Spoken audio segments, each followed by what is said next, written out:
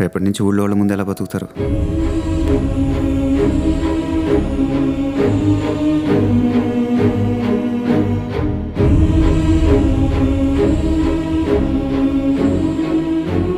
బాగా సెటిల్ అయ్యి అమ్మా నాన్నని సిటీ తీసుకెళ్ళి చూసుకుందాం అనుకుంటున్నాం. It's really nice. కానీ వాళ్ళకి అమ్మా నాన్నలతో సమానమైన అన్న వదుల దగ్గర నుంచి విడతీస్తున్నాం.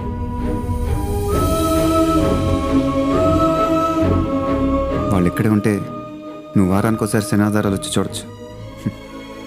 రాత్రి వాల్వో బస్ ఎక్కితే పొద్దున్న దిగేంత దూరం. కానీ వాళ్ళు నీతో పాటు వచ్చేస్తే సంవత్సరానికి ఒకసారి వచ్చే సంక్రాంతికి కూడా రాలేనంత దూరం పెరుగుతుంది. అన్నదమ్ములు ఇద్దరు 40 ఏళ్ళగా కలిసి ఉన్నారు. 40 years ఈజ్ రియలీ సంథింగ్. మనం చూస్తూనే ఉండాలి కానీ ఇంకా 40 ఏళ్ళు కలిసి ఉంటారు. చూస్తున్నాం బాస్, బాగుంటుంది.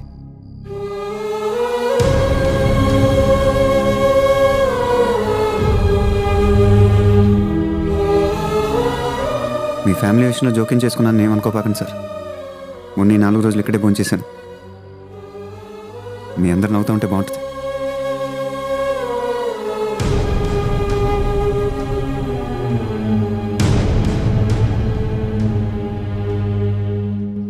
నాన్న పెద్ద పంటకి 3 రోజులు ముందే వచ్చారా? అలాగే అమ్మా. అందరం చక్కగా ఇక్కడే చేసుకుందాం ఏంటి? తప్పకుండా వస్తానులే.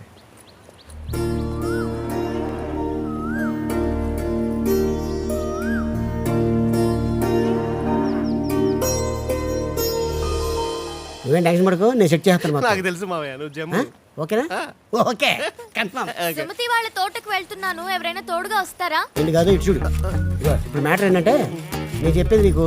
సుమతి వాళ్ళ తోటకు వెళ్తున్నాను, ఎవరైనా తోడుగా వస్తారా? సుమతి వాళ్ళ తోటకు వెళ్తున్నాను, ఎవరైనా తోడుగా వస్తారా?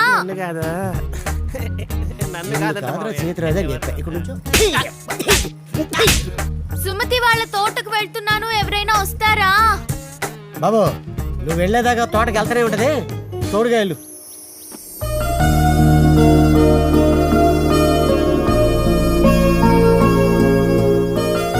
సుమతక్క బాగున్నావా? బాగున్నాను చారు, నువ్వెలా ఉన్నావు? బాగున్నాను. కోర్స్ అంతా అయిపోయిందా? అయిపోయింది. నమస్తే బాబు. నమస్కారం. కూరగాయలు కొత్త రకంగా పండించే టెక్నిక్ నేర్చుకున్నాను, ట్రై చేద్దాం. గోరింటాకు కావాలి సుమతక్క, బాగా ఎర్రగా పండాలి, బాగా ఎర్రటి మొగుడొచ్చేలా పండాలి. మొత్తం కోసేసుకోచారు. ఎలాగో మొక్కలన్నీ తీసేస్తున్నావు, రేపు ఊరొదిలి పట్నం వెళ్ళిపోతున్నావు. అదేంటక్క సడన్ గా? నిన్నే ఊర్లోకి మినిస్టర్ వచ్చాడంట, ఈ పొలమంతా కావాలంట. కుదరదని ఎంత బతిలాడుకున్నా వినలేదు, మావిని కొట్టారు కూడా. రేపు పొద్దున్నే వచ్చి ఎంతో కంతిచ్చి కాగితాల మీద సంతకాలు పెట్టించుకెళ్తామన్నారు. అందుకే పట్నం వెళ్ళిపోయి ఏదైనా పని చూసుకుందాం అనుకుంటున్నాం.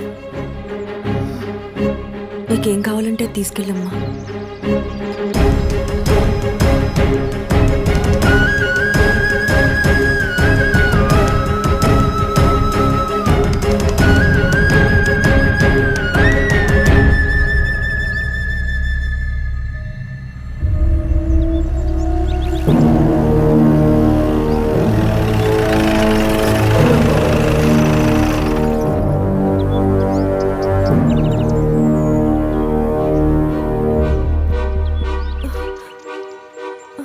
త్వరగా సంతకం పెడితే వెళ్ళిపోతాం.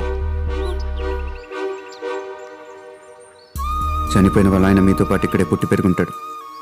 మీకు కూడా బాగా పరిచయం ఉండి ఉంటుంది. అలాంటోడు ఊరు వదిలేసి ఎక్కడికో బార్డర్కి వెళ్ళి మన కోసం యుద్ధంలో చనిపోయాడు. అయ్యో పాపం ఉంటే తప్ప మనం వీళ్ళ కోసం ఏం చేయలేం. అయినా సరే ఎవరిని సాయం అడగకుండా వచ్చిన డబ్బులతో పొలం కొనుక్కొని కూరగాయలు అమ్ముకొని బతుకుతుంటే ఎవడో గన్నయ్య పొలం అడిగాడని పేపర్లు పట్టుకొని వచ్చేటి వింటరా? ఎలాంటి త్వరగా సంతకం పెడితే వెళ్ళిపోతాం. పిల్లల్ని లోపల తీసుకెళ్ళండి. కొత్తగా వచ్చిన నాకేళ్ల గురించి చెప్తుంటే గొంతు తడబడుతుంది. ఏళ్ల తరబడి చూస్తున్నారు, కొంచెం కూడా పాప అనిపించట్లేదురా?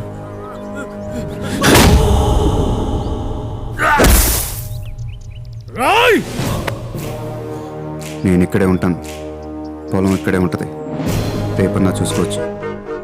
వీడే ఉన్నాడా లేదా డౌట్. అస్సలు కదలట్లేదు. ముందు ఎక్కడికన్నా తీసుకెళ్ళి చూపించండి.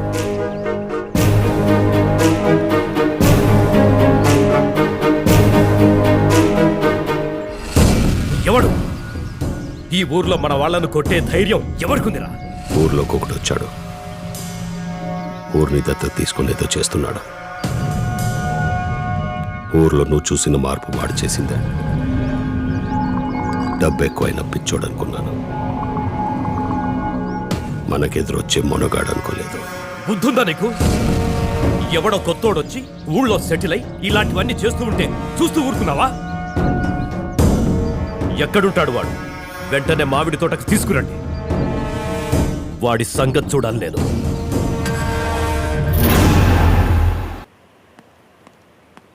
బాబు,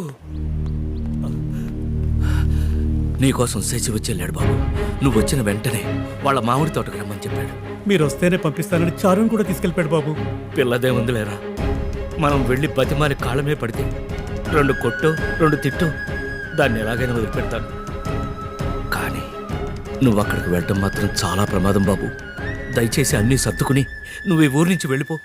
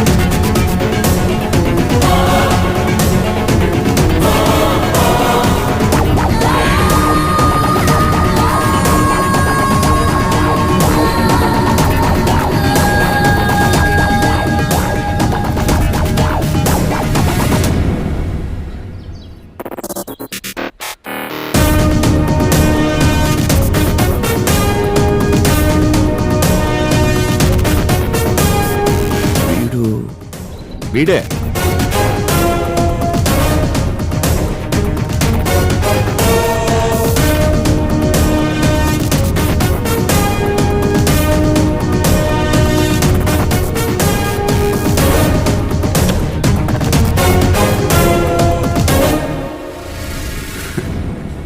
ప్రపంచం చాలా చిన్నది. మొత్తం ఒక చోటే చేరాం. ఎలా ఉన్నారు? అయినా నాతో మాట్లాడాలంటే తనెందుకు తీసుకురావటం? ఓ మాట చెప్తే నేనే వచ్చాను కదా. నువ్వు బయలుదేర్చారు, నేను కాసేపు మాట్లాడి వచ్చేస్తాను. ఉండని, ఇక్కడ జరిగేదంతా చూడని. పైగా ఊళ్ళోకి వెళ్ళి చెప్పాలిగా. అయితే కాసేపు ఉండిచారు, ఇద్దరం కలిసి వెళ్ళిపోదాం. వచ్చి మాట్లాడి వెళ్ళిపోవడానికి ఇది ఢిల్లీ అనుకున్నావారా? దేవరకోట. దేవరకోటలో మామిడి తోట. ఇక్కడికి రావడమే కానీ వెళ్ళడం ఉండదు. అదే ఊరినేదో దత్తత తీసుకొని డబ్బులు తగిలేసుకుంటున్నావుంటగా.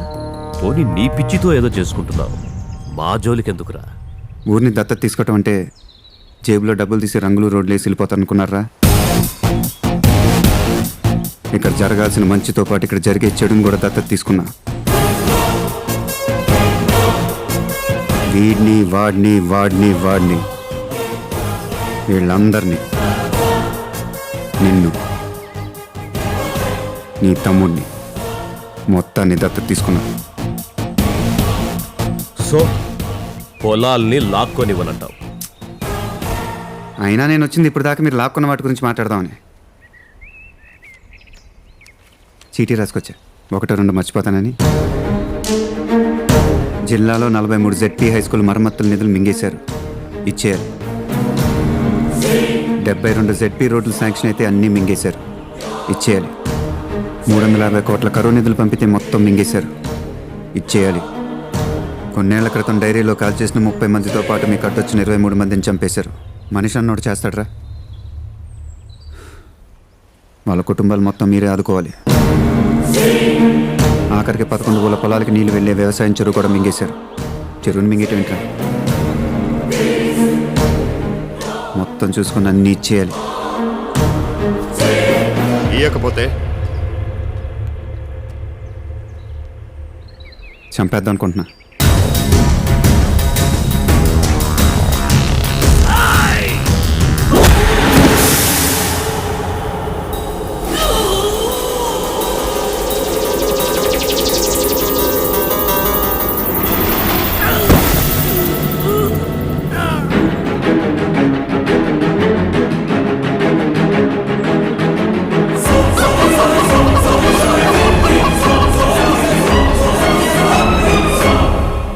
ఇచ్చేయాలి.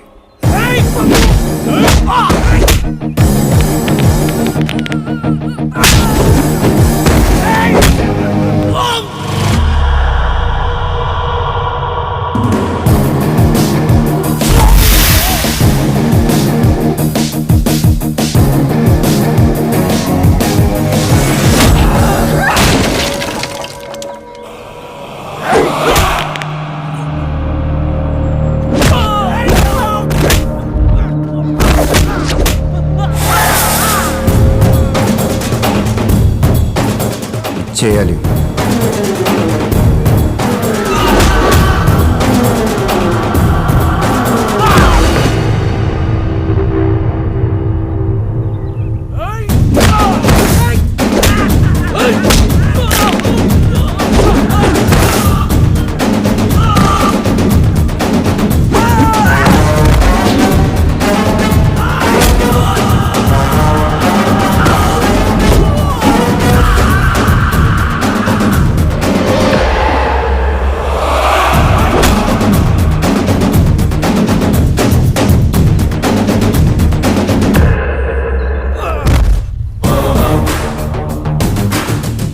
పెళ్ళి కాబట్టి 4 మాటలు చెప్పొచ్చాను. దేవరకోట, పైగా మారుమూల మామిడి తోట, లేపేస్తే అడిగే దిక్కు దివానం కూడా ఉండవు. రాచారు,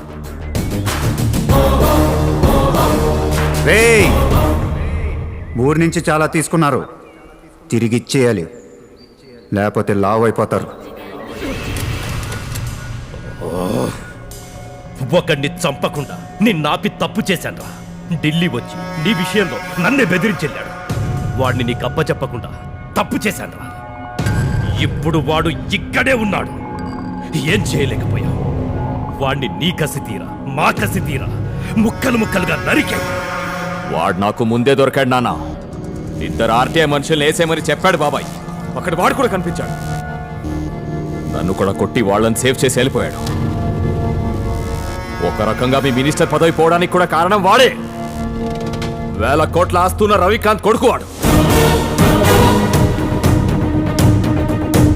రవికాంత్ కొడుక రోజు రోజుకి వాడిని చూస్తుంటే భయం వేస్తుందన్నా. సాయంత్రం వాడు చెరువు దగ్గరికి వెళ్తున్నాడంట. ఈ ఫ్యాక్టరీకి వచ్చే చెరువు నీళ్ళు నాపేసి పొలాలకు పంపిస్తున్నాడంట. హలో, ఎలా ఉన్నావు రవి? ఎవరు?